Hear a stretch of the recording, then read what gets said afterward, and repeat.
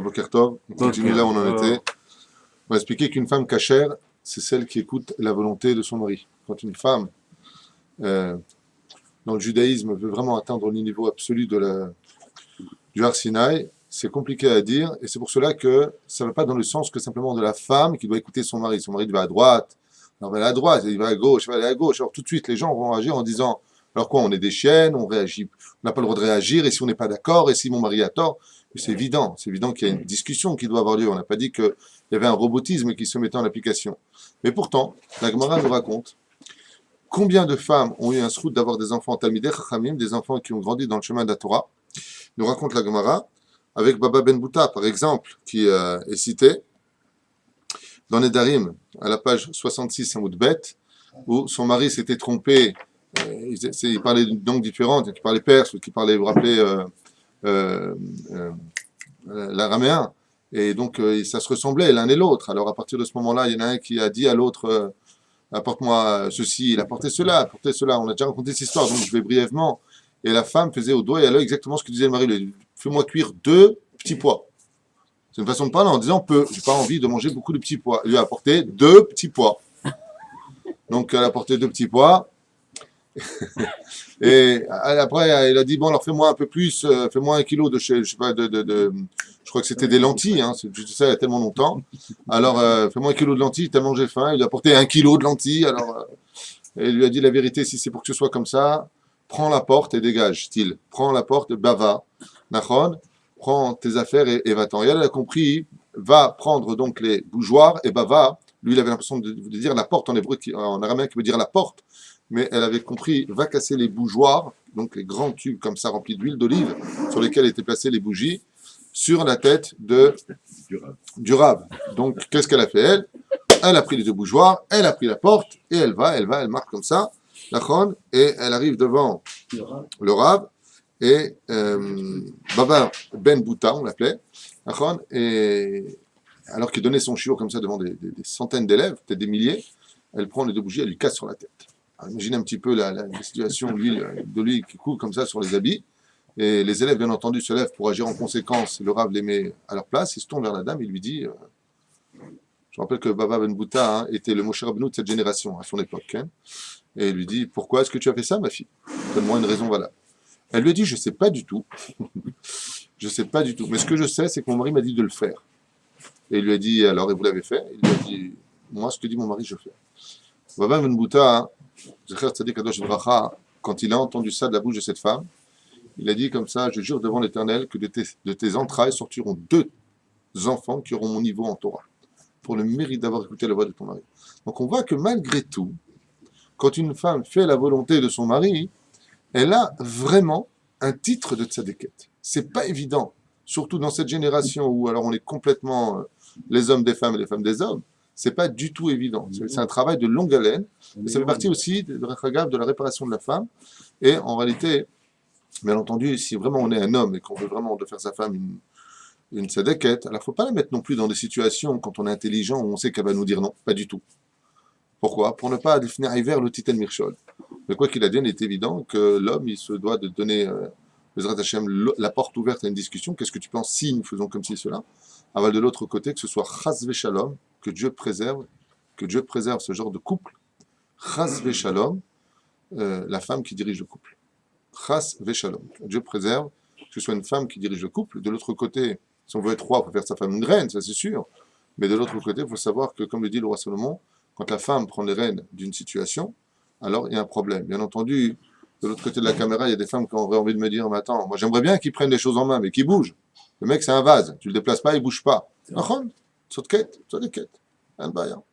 L'homme aussi se doit de bouger, l'homme aussi se doit d'agir. C'est pour cela que, dans ce cas-là, Ezer Kenegdo, il faut Bezrat Hashem que l'un demande à l'autre.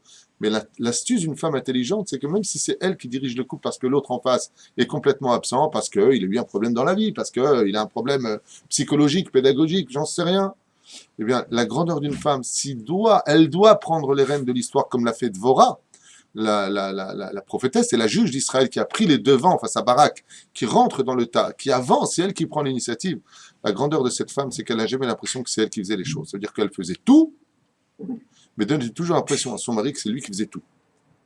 Et ça, c'est quelque chose d'extrêmement fort, parce qu'il faut être capable d'être totalement annihilé personnellement, pour laisser l'autre croire que c'est lui, alors que c'est moi qui fais tout. Hé, jusqu'où tu vas?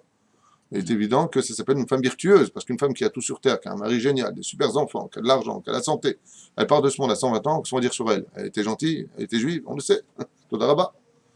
Donc il faut bien qu'elle illustre toute cette valeur-là de pouvoir mettre son mari sur un piédestal. On a expliqué, je ne sais pas si vous en souvenez, on avait dit que la chose la plus essentielle pour un homme, c'est de se sentir respecté à la maison. Quand un homme se sent respecté à la maison, ça veut dire qu'on lui donne sa place d'homme, entre guillemets, pas de barbare, pas de maître, pas de mafieux, hein, pas de macro, excusez-moi pour mon employé, chas shalom, c'est pas de ça dont on parle. Sa place, une place d'homme, ça veut dire que l'homme reste l'homme et que Baruch Hashem, la façon, ne réglez pas vos comptes devant la caméra. Bezrat Hashem. C'est une réflexion, on peut le faire aux femmes, ça va faire du bien. Donc non seulement la femme, Bezrat Hashem, se devra d'être pudique dans sa façon de s'habiller, c'est une chose tellement évidente, mais aussi dans sa façon de parler, Bezrat Hashem. On avance. On a expliqué donc la femme qui fait la volonté de son mari. Ah. Là, j'ouvre une nouvelle parenthèse. Pour les femmes vis-à-vis des maris, une parenthèse très difficile. Dans la nature des choses, je dis bien, dans la nature des choses, Dieu a voulu que la femme, dit bina, c'est-à-dire distinction de l'intelligence, clé qui boule, soit celle qui reçoit. C'est pour cela que c'est l'homme qui vient toujours vers la femme, areat mekudeshetli, mais la bague, la femme a besoin d'être pris dans les bras. Comme dit la Gemara, on doit toujours se marier avec une femme qui soit de taille plus petite que nous, d'âge plus jeune que nous, excusez-moi pour le mot employé, moins intelligente que nous, ça va être dur, et ainsi de suite. Je veux dire que c'est pas évident, d'accord? Donc la femme en général a besoin de se sentir protégée. C'est impératif pour elle. Si elle a un mari sur lequel elle ne peut pas se reposer, elle devient mauvaise. Et excusez-moi, mais elle a raison. Le mari est là pour calmer. Comme je le dis souvent, les femmes sont là pour se plaindre, les maris pour jouer les psychologues. Ça veut dire, ne t'inquiète pas, je contrôle les choses. Une fois, Rabbi Moshe Ederi, m'avait dit, quand on veut vraiment être quelqu'un de fort dans son couple, il est bien d'avoir de l'argent de côté, un tout petit peu d'argent de côté, caché. Ne pas dire à sa femme. Alors je lui ai dit, pourquoi?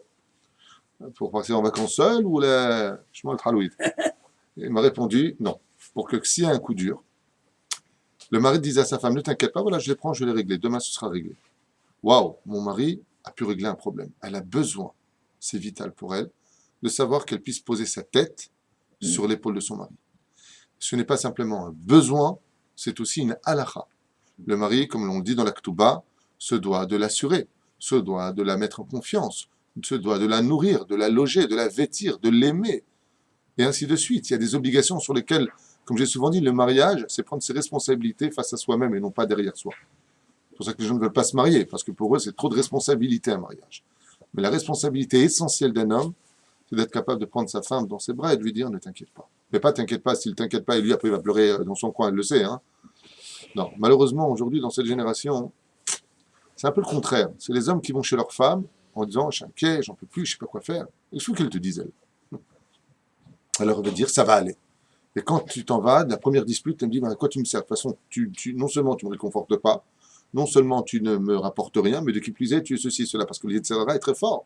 Il arrive à se servir de ces faiblesses-là, ce qu'on vient de citer, pour déstabiliser le cours. C'est pour ça qu'un homme se doit d'être très proche de ce rôle à jouer. Je dis bien même un rôle à jouer. Des fois, vous savez, on doit être absolument intérieur comme extérieur, c'est évident. Mais il y a des fois, des moments où même si on n'a pas envie de jouer à l'intérieur, intérieur-extérieur, je ne peux pas. Là, en ce moment, je ne peux pas. Et bien des fois, il faut arrêter de dire je ne peux pas, il faut faire.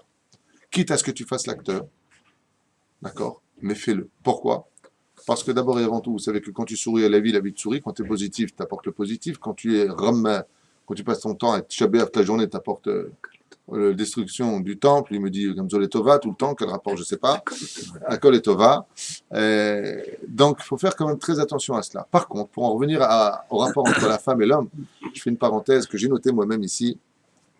D'être une femme gentille à la maison, quand on a eu enfin sa petite villa avec la piscine, quand on a sa Mercedes décapotable dehors, quand on a de l'argent à la banque, quand tout va bien à la maison avec le mari, les toutous, Inematovu Manaim, ça, c'est pas être une grande femme. C'est être une femme sans risque. Eh bien, dans la vie, qu'est-ce qu'on appelle une grande femme? C'est quand tu as eu tout ça, et pourquoi pas, bracha, pourquoi pas ne pas avoir tout ça, la malo, tant que c'est pour donner plus de joie à servir Dieu, la malo. Mais quand Chazvé Shalom, Dieu met à l'épreuve, quand la personne, le couple se doit de payer des dettes, comme on le sait que Dieu, au lieu de frapper l'homme, des fois il frappe la matière, donc il va prendre le monde de l'argent, le monde de la maison, le monde, comme on l'a vu au Beth Amikdash, il va frapper le Misbéach, l'autel, au lieu de frapper les enfants d'Israël. Grâce à Dieu, Israël Chav et Kayam, on est encore vivant grâce à cela. Baruch Hashem, qui est la destruction du temple, et Baruch Hashem, que le troisième temple arrive. Mais quoi qu'il advienne, mieux vaut frapper la pierre que la chair. Eh bien, la femme virtueuse dans le judaïsme, c'est celle qui reste exactement la même femme quand on a tout perdu. Ça, c'est une femme virtueuse. Et des fois, comme dit d'ailleurs le Ramchal, il explique, Rabbi Chaim Moshe Luzzatto, que l'épreuve dans le couple vient souvent frapper à la porte pour montrer le réel de ce qu'ils sont dans leur vie. Aussi bien au niveau de la Emouna, aussi bien au niveau... C'est facile de dire Baruch Hashem, Ishtabach Shemo, Tov li b'chaim, et dès que vient l'épreuve, il est où Dieu, Lo nichnas yoter b'chaim, il vient plus dans la vie de l'homme. Il est évident que c'est pas... Et malheureusement, quand il y a des problèmes d'argent dans le couple, il y a déjà une dégradation qui se met en application de droite et de gauche. Et ça revient à dispute sur dispute, à dire en fin de compte à quoi tu me sers. De toute façon, je travaille, j'ai pas besoin de toi. C'est une grave erreur. C'est exactement là où on voit une femme virtueuse. Le mari, le pauvre, des fois, il perd son travail. Il n'a plus de travail. Il cherche du travail. On ne parle pas du mari qui reste à la maison, qui est déprimé, celui-là, il porte vraiment la pierre noire comme ça à la maison. C'est pas évident à vivre. Donc, des fois, il faut savoir prendre du recul. Et c'est là qu'il faut, si on ne peut plus rien faire avec notre bouche, nos mains, il faut prier. Il faut prier à quelque chose. Tu n'arrives plus à parler à ton mari pour lui dire t'inquiète pas, écoute, repose-toi un petit peu, je pense que tu as besoin de prendre du recul. Il est mato manaïm. Maintenant, si de prendre du recul, ça prend un an, c'est un peu beaucoup trop comme recul, oui. C'est plus du recul, c'est je me casse, je me déresponsabilise de ma situation. N'oubliez pas que c'est la femme qui a besoin d'être réconfortée, pas l'homme. Donc une femme virtueuse, elle va laisser son mari parce que j'ai connu une fois un rave qui avait perdu sa yeshiva et pendant 3 jours, comme ça, il s'était enfermé dans sa chambre. Il avait demandé à sa femme de ne pas le déranger. Donc, c'est aussi la chambre de sa femme, et là, il avait pris une chambre d'enfant. Il avait fermé les volets comme ça, et puis il priait tout seul, il était à sa place. Donc, pendant 3 jours, on ne l'a pas vu. Après 3 jours, il s'est relevé, et bon, Hachem, aujourd'hui, je crois qu'il dirige un autre centre, une autre yeshiva. Mais sa femme a su être intelligente. Des fois, on a besoin de... Laisse-moi face à moi-même, j'ai besoin de me reconstruire, j'ai besoin de constamment... Ouais, tu fais comme ça, il faut te relever. Attends. Donc, trouver le libre... Pas le libre, je veux dire le juste milieu entre chaque chose, pour que la personne puisse en même temps se retourner. Quand on prend une droite dans la vie, il est évident qu'on tombe par terre, mais on ne va pas tomber par terre dans le commun, on va tomber par terre et on se relève. Donc il n'y a pas de problème. D'où les femmes, leur responsabilité, Bezrat Hashem, de laisser le temps et de l'autre côté, quand le mari cherche du travail tous les jours. Alors tu as trouvé comment on va faire, C'est stupide, c'est stupide. C'est comme si il y avait le feu, toi tu jettes de l'huile sur le feu. Il le sait très bien, puisqu'il est parti chercher du travail. On parle de celui qui est sincère, il va vraiment chercher du travail. Il le sait qu'il y a un problème. Donc, une femme virtueuse, ne t'inquiète pas, t'as fait ta doute, Dieu fera le reste. Trouvez aussi des mots de compassion pour le mari. T'inquiète pas, si ça va pas de toute façon dans la société, ce qui compte, c'est que tu sois en bonne santé, mon mari. Parce que toi, tu m'es plus important que tous les trésors du monde. Ça, ce sont des paroles que Kadosh Baruch Hu aime dans la vie d'un couple. Et grâce à ces paroles-là, des fois, très souvent, la situation, va y avoir Fochou se retourne. Parce que la femme a su être virtueuse. Comme on le sait, la bracha dans un couple tient sur la femme. Et vous avez bien compris le message. On avance.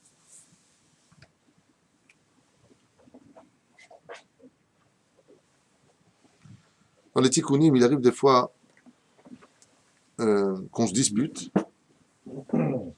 Alors, bien entendu, une femme qui est makpida sur son mari, qui ne pardonne pas à son mari, c'est un gros problème. J'ai eu un coup de téléphone cette semaine, un homme qui m'a dit que ça n'allait pas dans ses affaires. Je lui ai dit, la Gemara a dit dans ce cas-là, écoutez bien ce que je vous raconte, je lui ai dit, la Gemara a dit que quand ça ne va pas dans tes affaires, c'est qu'en général, tu as blessé ta femme. Il dit, ouais, mais renseigne-toi quand même bien et tout ça. Tu connais pas un Mekoubal qui connaît par rapport au nom? Je lui dis, j'en connais un. Je demande donc au Rav Shimon, un des Abrechim ici, d'appeler le Rav. Je lui donne donc son nom, le fils de la mère, et Beth Intel. Donc, la totalité. Le Rav rappelle quelques heures plus tard et dit, ou paga bemisheu, veru makpid. La même réponse que j'ai donnée donne le Rav sans que je lui en ai parlé. Le Rav lui dit, il a blessé quelqu'un profondément et la personne ne lui pardonne pas, donc ça bloque le mazal. Le parole de l'Éther. Alors je lui dis, regarde, Baruch Hashem. Des fois, parce que quand on est avec son épouse, alors on se permet bien des choses. Nous, on avance dans le monde de la Torah, on est content. On vient à des shurim, comme j'ai déjà expliqué, mais la femme, elle vient pas à ces cours-là. Elle vient pas écouter ces cours-là. Donc elle ne comprend pas ce que toi, tu es en train de lui dire avec le niveau dans lequel toi, tu te trouves. Alors elle va sortir pas habillée, comme nous, on voudrait. Alors, on dit, regarde comment tu sors, t'es pour de ça. T'as pas de kissouille, c'est à cause de ça. T'as pas de quoi te couvrir la tête, c'est à cause de ça qu'on n'a pas de problème de parnassa. Pas tout à fait juste. Les femmes qui ont le kissouille et qui n'ont pas de parnassa non plus. Hein. Il faut faire attention quand on dit des choses. Pourquoi? Parce que très souvent, on peut se heurter à une réalité. Et les femmes, elles ont une chose. Par contre, c'est qu'elles ont souvent les pieds sur terre, contrairement à nous. Nous, on est souvent, on va faire, on va aller. Enfin, attends, de quoi tu parles? On n'a même pas de quoi faire ceci et cela. Elle est beaucoup plus terre à terre. C'est pour ça qu'elle est beaucoup plus inquiète. Quand elle est plus terre à terre, elle est beaucoup plus inquiète parce qu'elle vient du monde de la matérialité. D'accord? Donc, malgré tout, très important dans une vie de couple de se pardonner très vite. L'olakpi de Khadalacheni, comme on l'a dit, une femme qui pleure peut enterrer son mari, peut provoquer l'effondrement du mazal. D'accord? De l'autre côté, Bezrat Hashem, tu as su te disputer, il faut vite se relier et ne pas Hazve Shalom. Et ce que je dis, je sais de quoi je parle. Une fois Hazve Shalom, tu disputes avec quelqu'un, va te faire cuire un œuf, t'as calé. Vous savez, quand on est facile à la parole, t'as calé crevé, tu vas au boulot, le téléphone sonne, on t'annonce que ta femme s'est fait écraser. Hazve Shalom, c'est déjà arrivé. C'est pour ça que j'en parle. Ouais. Et puis, il ne te reste plus qu'à parler avec la tombe pour demander pardon. Le résultat des courses, Ma sita bahaim, kloum. C'est pour ça que quand on dit à une personne des mots durs, il faut être conscient des responsabilités car la parole étant créatrice, c'est comme un cadeau, un ballon qu'on jette dans les cieux, tôt ou tard, il finira par redescendre. D'où l'expression Bezrat Hashem, Tislach, Timchol, pardonne et oublie vite. Pourquoi? Parce que Akadosh Baruch Hu, Bezrat Hashem, il peut être makpid si la personne ne pardonne pas. Les problèmes entre l'un et l'autre ne concernent pas Dieu. Ça sert à rien de demander pardon à Dieu quand tu as blessé une personne. Il faut aller voir la personne concernée et demander pardon à Hashem. On avance. La meilleure façon de réagir quand il y a une dispute, alors des fois, il faut savoir que la dispute est positive, hein, quand il s'agit de choses importantes qui créent l'avenir, les choses du passé ne servent à rien, et j'en profite ouvertement pour le dire à voix haute. Quand on veut créer une discussion positive, il y a deux choses qu'il faut absolument mêler. La première, que ça ne sert à rien de crier, donc on vient construire, les cris ne construisent pas, mais en général c'est souvent les arguments de la faiblesse de l'autre, donc on n'a pas besoin de crier pour autant, on peut tout à fait s'expliquer. Un mari n'a pas à dire à sa femme constamment oui. Si tu n'es pas d'accord, tu lui dis non. Nekuda. Tu n'es pas ni son père ni son fils. Tu es son mari. Donc tu peux lui dire non. Mais ce qui importe le plus, c'est de ne pas tout mélanger. Le plus important dans l'histoire, c'est de ne pas mélanger. Le problème qu'on a, très souvent, c'est que quand on vient pour se disputer sur un sujet précis, on va rappeler ce qui s'est passé en 1800, 1900, en 2001, 2002. Mais quel rapport? Là, on est là. Et en plus de ça, ce qui se passe, c'est que non seulement c'est interdit pour la reconstruction d'une discussion qui parle de l'avenir, même si on sait que passé, l'expérience du passé est là pour éclairer l'avenir, on doit se servir du passé pour ne pas replonger dans les mêmes erreurs, c'est sûr. Mais quand on veut construire une discussion, faire attention à dire pourquoi toi tu m'as pas fait ça et ça et ça, en faisant ce genre de phrase, sous prétexte que l'on veut réparer un meilleur avenir, on vient de faire du lachon hara sur un mari qui, par exemple, aurait fauté. La femme lui rappelle sa faute, et si on rappelle la faute d'une personne, qu'est-ce qui se passe? Celui qui l'a dit prend la faute sur lui parce qu'il vient de faire un quitrouk sur son mari. Ça veut dire que, très souvent, parce que toi et moi, on est mariés, on rote ensemble, on pète ensemble, on est tout le temps ensemble, alors on se permet beaucoup de choses. C'est exactement le contraire. Exactement le contraire. Dafka avec sa femme, il faut rester très souvent dans cette situation du premier jour du mariage, ou même avant le mariage. Justement, rien n'est acquis, fais attention. Je parle pour l'homme, pour la femme. C'est pour ça que quand on veut créer une discussion, alors on avance vers cette discussion de construire. Est-ce que tu penses que de m'insulter maintenant, ça construit quelque chose? Non. Alors pourquoi on parle? Mais si le mari, ou dans le sens présent, le mari est biltinisbal, insupportable, qui crie, qui pense toujours avoir raison, qui se prend pour Dieu, ce qu'on a, alors il y a une chose à faire. Premier joker de la vie d'un couple, le Rav. Allons voir un Rav. Moi, j'arrive pas à te faire comprendre des choses. Peut-être que le Rav arrivera à te faire raisonner. Si toi, tu as tort, alors fais tchouva. Si moi j'ai tort, je ferai tchouva par rapport à toi. Deuxième cas de figure, si le Rav ne veut même pas en entendre parler, dans ce cas-là, on a le droit exceptionnellement de bouder. C'est-à-dire que le silence est une forme de respect, et de l'autre côté, c'est une forme de réponse. Mais bien entendu, pas trop longtemps. De toute façon, ça ne sert à rien de discuter. Azov, je suis fatigué moi aussi. On remettra ça un autre jour. D'accord? Les choses ne sont pas évidentes. Quand on a un mari qui est très difficile à la maison, c'est extrêmement dur pour une femme parce que non seulement elle doit jouer le rôle du tampon entre les enfants souvent et entre sa vie personnelle, elle n'arrive pas à l'avoir. Le mari très souvent vient vers sa femme que quand il a besoin d'un morceau de viande, vous voyez ce que je veux dire? Donc la femme se sent frustrée, il n'y a pas de prélude, il n'y a pas d'amour, il n'y a pas d'histoire, il n'y a pas de vie. Ça ressemble à un steak sans épices, donc ça n'a pas de goût, il n'y a pas de bracha, il n'y a rien. Et tout ça, bien entendu, l'homme aura des comptes à rendre. Et si c'est le contraire, si la femme, chas shalom, ne se donne que quand on va au restaurant ce soir, non, bon, bah ok, ben, il n'y aura rien. Alors, bien entendu, elle aussi aura des comptes à rendre parce qu'il ne faut pas oublier que tout est filmé par Hachem et que notre conduite, la venue dans ce monde, n'est là que pour donner du bonheur aux autres. Ce que je trouve horrible, ce sont ces femmes ou ces hommes qui passent leur temps au téléphone à parler de choses sympathiques, qui rigolent avec les autres, et dès que le mari ou la femme rentre à la maison, ils deviennent on ne peut plus pathétiques. C'est pour ça qu'une femme virtueuse, si elle veut avoir un très gros salaire après sa mort, avoir un Gan Eden rempli de lumière pour l'éternité, doit appliquer une chose, qu'elle ait envie ou pas, je veux dire quelque chose de dur, même si elle est hyper fatiguée, quand son mari rentre, elle se lève et elle lui sourit. Vous ne pouvez pas savoir combien c'est important.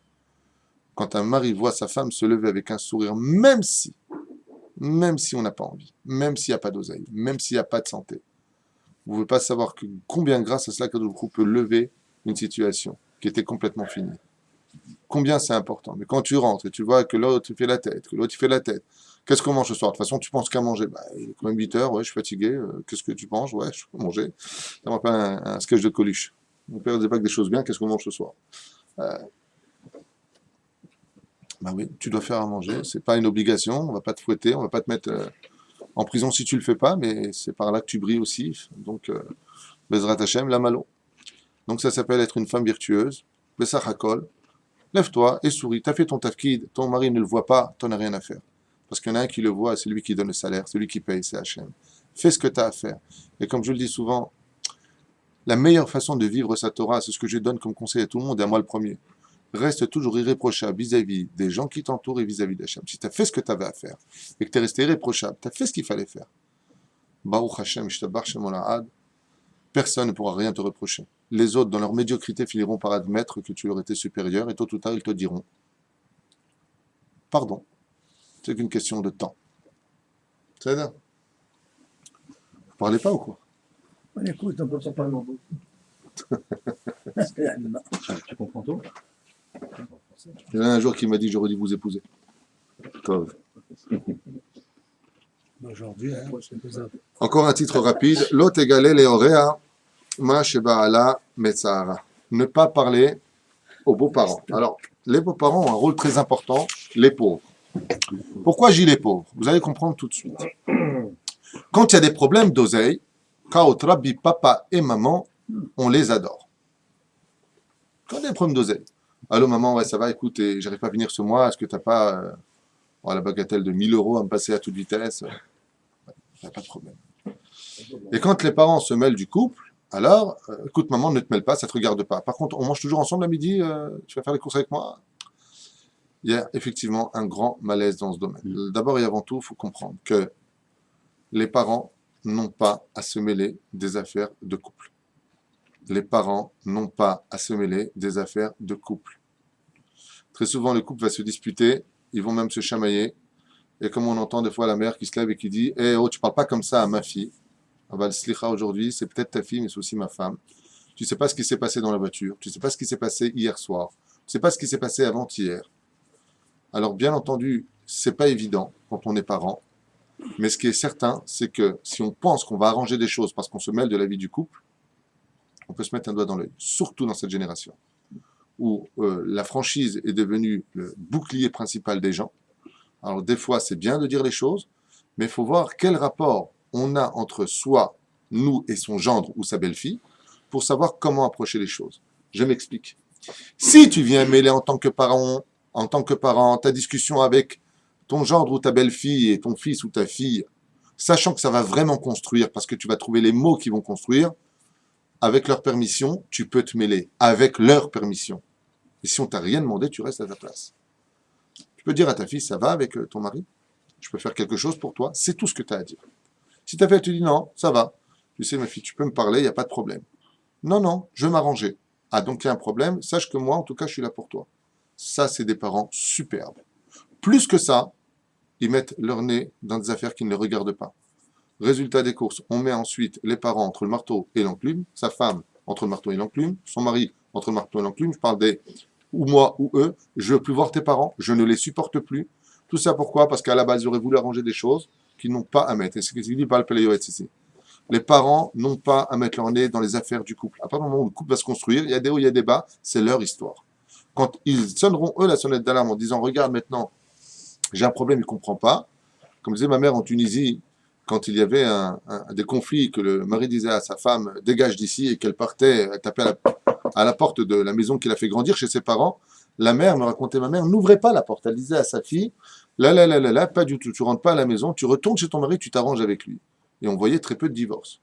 Aujourd'hui, c'est directement, le père il dit, attends, mais c'est qui ce mec que t'as épousé? C'est quoi ce clochard? C'est quoi ceci, cela? Ouais, alors c'est Dieu qui marie les couples. Si tu veux, moi je te loue un petit appartement, chérie, il n'y a pas de problème. Bah, tu viens de faire divorcer ta fille, et comme le dit la Gemara, une femme qui divorce devient une smartout. Donc, il faut faire très attention à cela. Donc, comment on va y arriver? Comme la fille, en général, elle est un peu plus faible, entre guillemets, ça se discute. Elle a l'habitude de parler avec ses parents. Mon mari, il est comme ceci, mon mari est comme ça, mon mari ne me donne pas, mon mari ne me fait pas, mon mari. Comment tu veux qu'après, tes propres parents, en tant que fille, ils apprécient ton mari? Et après un mois, qu'est-ce qui se passe dans la discussion? Ouais, je comprends pas, chaque fois que je viens avec mon mari, vous faites la tête. Ben, c'est normal. C'est toi qui nous as dit que c'est un pourri. Qu'est-ce que tu veux qu'on en fasse? C'est-à-dire qu'on prépare des cancers qu'on laisse pourrir dans l'avenir, et quand on arrive à cet avenir qui est si proche, on se demande pourquoi la situation est en train de devenir folle, comme les cellules. Vous comprenez ce que je suis en train de dire? C'est pour ça que les histoires familiales, les histoires de couple doivent rester à l'intérieur du couple. Faut pas tout mélanger. Je vous rappelle qu'un fils a le devoir de respecter ses beaux-parents comme ses parents. Et qu'une belle-fille a le devoir de respecter ses beaux-parents comme ses parents. Et que la pire chose qu'on puisse faire à son conjoint, c'est de le mettre entre ses parents et soi. Parce que les parents, c'est sacré. Tu peux dire ce que tu veux des beaux-parents. Ils peuvent être les plus pourris du monde. Si tu es heureux avec ta femme, qu'elle t'a donné des enfants, tu les dois à qui? À leurs parents. Donc, de quel droit tu parles sur eux? De quel droit tu fais du lachonara sur eux? De quel droit? Pourquoi? Alma, vous vous rendez compte? Votre femme vous dit, tes parents ne mettent plus jamais les pieds ici. Mais alors toi, t'es qui? Et les parents, ils sont quoi? On vient te voir, chérie, on peut passer à la maison. Ah non, ma femme, elle a dit non.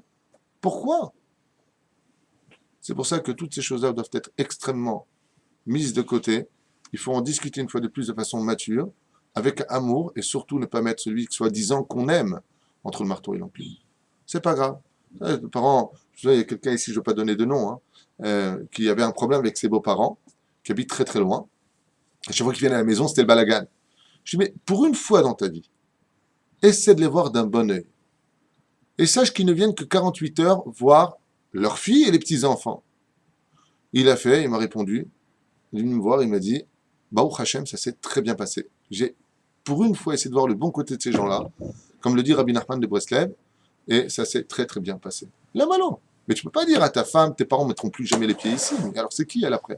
Elle est chez elle est chez toi, elle est chez qui? Ça, il faut faire très attention. Bien entendu, si les parents maintenant ils viennent pour que tes enfants qui sont dans la Torah ils viennent allumer la télévision, ils ne respectent pas ton Shabbat, ainsi de suite, dans ce cas-là, le beau-fils vient avec sa femme et explique la situation, expliquant. Quand vous venez à la maison, Baruch Haba, on vous doit tout, on vous aime, on n'a rien contre vous. Seulement voilà, nous avons une éducation qui apparemment ne vous correspond pas, tout comme nous on ne vous juge pas, ne nous jugez pas. Si ça vous convient, tant mieux. Si ça ne vous convient pas, ça nous fait vraiment de la peine parce qu'on adorait vous recevoir. Il y a une façon de parler. S'ils ils comprennent, ils comprennent, ils ne comprennent pas, ils ne comprennent pas. C'est mon portable. Donc, ne pas se plaindre. Et de la même façon, les beaux-parents avec les petits-enfants. Grave erreur d'éducation. Le père, il dit à son fils, non, t'es puni, tu vas dans ta chambre. Vient le père du père ou le père de la femme. Ah non, pas du tout, moi je suis venu pour le prendre, l'emmener au manège. Arrête de le punir, t'es trop dur avec lui. Ce sont des erreurs fatales d'éducation. Et je tiens à le dire et à le préciser. Même si le grand-père a le devoir de faire attention à ce que son petit-fils et son fils, bien entendu, soient sur le chemin de la Torah, quand on veut obtenir quelque chose des enfants, si on veut vraiment les aider, ces petits-enfants qu'on aime tellement, parce que les grands-parents ont toujours le bon rôle. Ils viennent rarement, quand ils les voient, ils veulent que les faire kiffer, puisqu'ils les voient rarement. Il faut bien qu'ils aiment papy. Ouais. Mais en attendant, il y a des choses qui se passent derrière, dont eux ne sont pas au courant. Puis dès que les enfants sont insupportables, ils disent aux parents, venez les reprendre. Donc ils sont bien gentils, les grands-parents de joie et les bons samaritains. Mais il faut respecter des règles. Et les règles, c'est que quand tu veux quelque chose de l'enfant, il faut passer par les parents. Nekuda. Ça, si vraiment tu veux aider ces petits-enfants que soi-disant tu aimes, mais pas qui te font plaisir dans ton cœur, je vais te prendre avec moi. D'abord, tu demandes à papa s'il veut. D'abord, tu demandes à maman si elle veut. Et si, de la même façon, tu n'es pas d'accord parce que tu estimes que le père était trop dur, ne viens pas dire devant l'enfant, dis-moi, toi, t'as oublié combien tu faisais de bêtises? Ben, dans ce cas-là, le petit regarde son père en disant, bah alors quoi, tu fais des erreurs, papa? Faire attention à ça. Extrêmement attention à ça. Le père prend son fils et lui dit de côté, tu punis un peu trop ton fils. Tu te rappelles quand tu faisais ça et ça, moi, j'étais pas comme ça, et le père viendra réparer tout seul. Sinon, c'est comme si on a retiré le sceptre et la couronne du père en tant qu'éducateur. Il faut que le fils et la fille aient confiance dans le jugement de leurs parents, même s'ils se trompent. C'est pour ça que le devoir des grands-parents, c'est de justement cautionner, mais de réparer derrière le rideau, là où personne ne voit, comme on dit dans les coulisses. Dans les coulisses. Tu peux prendre ton fils, tu dis, dis-moi, qu'est-ce qui t'arrive? En plus, ça fait pas ça devant moi, respecte-moi. Moi, je suis venu voir le petit, je vois une fois tous les je sais pas combien.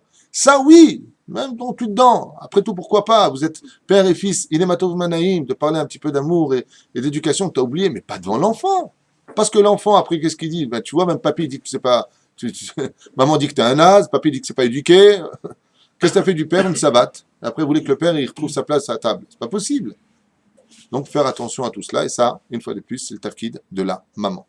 La maman a le Baruch Shem le devoir, avec les mots qu'il faudra, de toujours mettre les enfants en confiance vis-à-vis de leur père et vice-versa. Avant, on disait, fais attention, maman, papa va rentrer. Aujourd'hui, on dit, le père il dit à ses enfants, bon, tu peux pas écouter, maman arrive. Pas d'enfant, mais c'est pas grave. La femme qui n'est pas d'accord avec son mari, pas d'accord. Akol bidivre Noam. Ce qui est dommage pour la femme, c'est qu'elle ne connaît pas sa force. La femme est dotée d'une force incommensurable. Elle a les moments pour le faire, elle a les mots si elle le veut. Ce que peut faire une femme, même dans les forces du mal, a dit le Or HaChaim Akadosh. Le Hari Akadosh, il dit, Rabbi Chaim Ben Attar, il dit, je peux lutter contre le Satan, mais contre sa femme, elle je peux rien faire. La force d'une femme est incommensurable. Seulement les femmes ont oublié de se servir de cette force-là. Ce qui fait que quand tu veux quelque chose de ton mari, fais pas bras de fer avec lui. Laisse-lui son bras de fer, chérie. Moi, c'est comme toi tu veux que ça se passe. Il n'y aura pas de problème. À un moment, bon, on y va, bon, on y va. Qu'est-ce que t'as pas envie d'y aller? Non, j'y vais vraiment pour toi parce que je veux pas te décevoir. Qu'est-ce qui se passe? Et là, tu peux y aller. Ah ben non, pas du tout, ce sera pas comme ça. Je ne viendrai pas, je ne ferai pas. Comme disait Chachamim, quand on veut obtenir quelque chose, à Kol Bidivre Noam. Un homme, c'est un peu bête. Tu lui donnes son nonos, il est très content. Il a eu son nonos. Il a eu que c'est lui qui dirige, alors il fait les choses. Je dis bien en général. Tu peux tomber sur quelqu'un de compliqué dans ce domaine. Encore une des choses très très importantes, ne jamais, comme l'a fait Sarah et Menou, ne jamais mêler Dieu dans nos histoires de couple. Jamais mêler Dieu. Que Dieu juge entre toi et moi, que Dieu te punisse si tu as fauté, toutes ces choses-là sont des malédictions extrêmement violentes, et que la femme ne s'étonne pas après de lui apprendre que son mari a perdu la vie, et après elle se met à pleurer. Je ne comprends pas Dieu. Mais Dieu il te dit, moi c'est moi qui ne te comprends pas, moi je t'ai donné un mari, et toi tu le maudis. La reine, chazve shalom, ne pas en arriver là. Ne pas, nimsor din, shamaim al baala, ne pas mettre son mari en porte-à-faux vis-à-vis d'Hachem. Elle a de lui pardonner. Vous savez que quand on a la force de ne regarder que la qualité de l'autre et de ne pas observer ses défauts, quand on partira de ce monde, Dieu ne verra que la qualité de nos actions et non pas nos défauts. Le seul gagnant de notre patience et de notre humilité, c'est nous. C'est nous. Que nous. De la même façon, on avait vu. Et pour finir, on est venu me raconter une histoire qui m'a un peu surpris. Le mari hier m'appelle des États-Unis, peu importe, et il organise une soirée. Et la femme vient lui dire, écoute, moi, je vais me mettre à une autre table avec mes amis. Je préfère ne pas être à la tienne puisque toi, de toute façon, tu es constamment occupé. Alors lui m'appelle en me disant, est-ce que c'est normal, ça, que ma femme vienne me dire, je ne me mets pas à ta table, je préfère être avec mes amis? Je lui ai répondu, combien il est dommage que tu ne saches pas lire entre les mots. Tu sais ce qu'aurait voulu entendre ta femme? C'est hors de question. Ma pitome, je veux que tu sois près de moi pendant la soirée. Et je m'excuse si des fois je te donne un peu le dos pour recevoir, mais je veux que tu sois près de moi. Là, elle aurait vu chez toi un changement. De la même façon, une femme doit faire très attention dans ses fréquentations. Les femmes mariées qui fréquentent des femmes divorcées finissent par ne plus avoir peur du divorce parce que ces femmes divorcées qui rentrent s'asseoir dans les bêtes et cafés à parler. Et toi, ça va dans ta vie de couple? Moi, la vérité, je m'éclate. Maintenant, je vais en boîte. Je me prends pour des sardines pour aller en boîte. Ok? Avec des enfants. Tout est Sodome et Gomorre dans leur vie. Elles rentrent le soir, il n'y a personne dans les draps. Il n'y a personne pour qui faire à manger. Voilà, et elles sont heureuses. De quoi? Maintenant, je lave plus son linge pour qui se prenait celui-là. La Gemara dans Maseret Kiddushin nous dit mieux vaut pour une femme vivre avec 2 maris handicapés que pas de mari du tout. Car la femme ayant été créée pour l'homme, si elle n'a pas de mari, alors pour qui elle est créée? C'est pour ça qu'une femme doit faire attention à ses fréquentations. Une femme mariée qui fréquente trop de femmes divorcées finit par retirer sa crainte du divorce et la première grosse dispute, elle n'a pas peur de dire on divorce, pensant qu'elle va rejoindre un groupe de dauphins qui en fin de compte ne pourront pas vivre dans les profondeurs de l'océan. Obligé de remonter, de redescendre. Toute leur vie c'est ça. Je monte, je descends, je monte, je descends. Il n'y a pas de stabilité dans une femme qui est divorcée. Elle est constamment à la recherche de l'amour, de la tendresse et finit par faire avec des étrangers ce qu'elle n'a jamais fait de toute sa vie pour son propre mari alors qu'il le méritait. Pourquoi? Tellement de stupidité dans la tête des gens. Pourquoi on arrive là? C'est pour ça qu'une femme se noie, une femme qui veut se respecter, qui veut honorer son mari, se doit de se protéger elle-même pour que, Bezrat Hashem, dans le monde, le cocon dans lequel, Baruch Hashem, elle va vivre avec son mari, il n'y ait pas d'interférence. Il n'y ait pas de gens qui se mêlent de l'extérieur, non pas pour se mêler de leur vie, mais pour ne pas influencer sur leur façon d'être, car la femme est facile à détourner au niveau de l'esprit, elle est très influençable et facilement influençable. Donc si vraiment elle aime son mari, qu'elle aime ses enfants, qu'elle se doit, Baruch Hashem, de mettre un peu de distance avec les personnes non adéquates. Il n'y a pas que cela, il y a aussi la façon de servir. Un homme à l'étranger vient dire à une femme mariée, je veux te faire un café, il n'y a pas de problème. Non, non, merci, je veux me le faire moi. Qu'il n'y ait pas d'approche, parce qu'aujourd'hui on peut très vite tomber, et si le mari a oublié, comme on l'a déjà redit et redit, de dire à sa femme combien il aimait, combien il a trouvé jolie, même si, encore une fois, il n'avait pas envie de le dire, dis-le. Dis-le. Moi, je dis que l'amour, c'est comme un médicament dans cette génération, tout particulier. On a tellement besoin d'entendre qu'on est aimé, qu'on est arrivé à un taux de suicide aujourd'hui tellement élevé que les gens n'ont pas encore compris que les suicidés sont des gens qui sont persuadés qu'ils ne sont pas aimés sur Terre. Et suicider ne veut pas dire sauter la vie au niveau de la neshama qui sort du corps. On peut se suicider, rester vivant toute notre vie. Ça s'appelle un mort-vivant d'ailleurs. C'est-à-dire qu'au moment on est mort parce qu'on n'a pas d'amour, on n'a pas de tendresse. Et ces femmes-là ont une énorme responsabilité. Énorme responsabilité. On dit que le mérite des femmes, c'est ce qui apportera la Géoula, et c'est elle qui a apporté la première Géoula. Ces femmes, après l'esclavage en Égypte, en ayant travaillé, être battues, violées, coupées, je ne vous raconte pas tout ce que les Midrashim racontent sur l'esclavage en Égypte, eh bien, malgré tout, le soir, elles allaient pêcher des petits poissons, on les faisait griller, venaient de belles parures, elles se mettaient de... Il n'y avait pas de rouge à lèvres à l'époque, c'était de la fraise. Elles venaient vers leur mari, leur donnaient de l'amour. Et elles faisaient l'amour à leur mari, alors qu'elles n'en avaient ni envie, ni elles avaient la force de le faire, ni rien. À Kadosh Baruch Hu, dans la Gemara, c'est marqué Besrut Nashim Tzadkaniot Yatsu Bene Israël Meretz Mitzrayim. C'est par le mérite de ces femmes-là qui, au bout de tout désespoir, ont né un espoir absolu de la lumière à leur mari. Heureuse la femme qui, Baruch Hashem, dans le monde de l'obscurité le plus total, sera maître de la lumière. Bessachakol, qu'est-ce que la lumière? De l'amour. Des mots d'amour, des paroles d'amour, et ainsi de suite. Si on a, Baruch Hashem, on arrive à cela, alors il est évident qu'on aura réglé beaucoup de problèmes dans la vie d'un couple. Car quand il y a de l'amour, Ahava Gematria Echad, donc Ahava Gematria 1, quand on arrive, Baruch Hashem, à être celui qui aime et celui qui aime, 13 et 13, 26, on a le tétragramme, automatiquement on arrive à instaurer Akadosh Baruch Hu parmi nous. Juste un instant. Si vous avez des questions sur le couple avant de clore cette situation. Non. Il y en a un qui m'a appelé et qui m'a dit, j'ai été à un cours à Jérusalem, un rave, lui aurait dit qu'on a le droit de tromper sa femme si on partait dans une autre ville ou je ne sais pas quoi. Alors je lui ai dit, c'était apparemment le rave âgé. Je sais pas comment on peut enseigner de telles idioties. On peut dire ça. Non, non, elle n'a pas du mal à comprendre. J'en ai un deuxième qui est venu me le dire aussi, qui l'aurait entendu d'un autre rave. On aurait, soi-disant, le droit de tromper sa femme. Alors je tiens à le dire à voix haute. D'abord dans la Ketouba, on jure. On jure, on fait joie Hamoura. D'accord? On serre la main du rave à ce moment-là. Regardez vos vidéos en général. Ils ne le font pas tous, ceci étant dit. Bejwa Hamoura, et une d'entre elles, c'est de ne pas tromper sa femme. À part cela, il y a le dîne de la Nida. Et à part cela, il y a un dîne que les gens doivent apprendre. Derech Eretz Kadma la Torah. Est-ce que toi, tu aimerais que ta femme te trompe? Est-ce que toi, tu aimerais que ta femme te trompe? Ne fais pas aux autres ce que tu ne voudrais pas qu'on fasse. Et puis pour finir, comment tu peux te regarder dans le miroir? Alors bien entendu, il y a la femme qui va faire souffrir son mari. Alors donc, comme il va aller voir ailleurs, il accuse sa femme. Mais justement, la différence entre nous et eux, c'est que la fin chez nous ne justifie pas les moyens. Ezrat Hashem, Adam Itratse, si vraiment ça ne va pas, alors à partir de ce moment-là, on va voir un chacham et on voit ce qu'il faut faire, si vraiment il n'y a pas d'autre solution. Alors il y a le guet, effectivement, mais chazve shalom, qu'une femme, lo alenu velo alechem, vienne à tromper son mari, comme il est marqué noir sur blanc dans la Gemara, il y en a 3 qui descendent au Gehenam et qui ne remonteront plus jamais. Un d'entre eux, c'est celui qui a pris une femme qui était mariée. Celui qui provoque un divorce, qui ne s'étonne pas que dans son prochain Gilgoul, que toute sa vie durant, il n'ait que des malheurs qui lui arriveront. Non seulement tu as fait un péché, tu as détaché un couple, tu as détruit les enfants qui vont avec. Et de qui plus est, Dieu ne te le pardonne pas.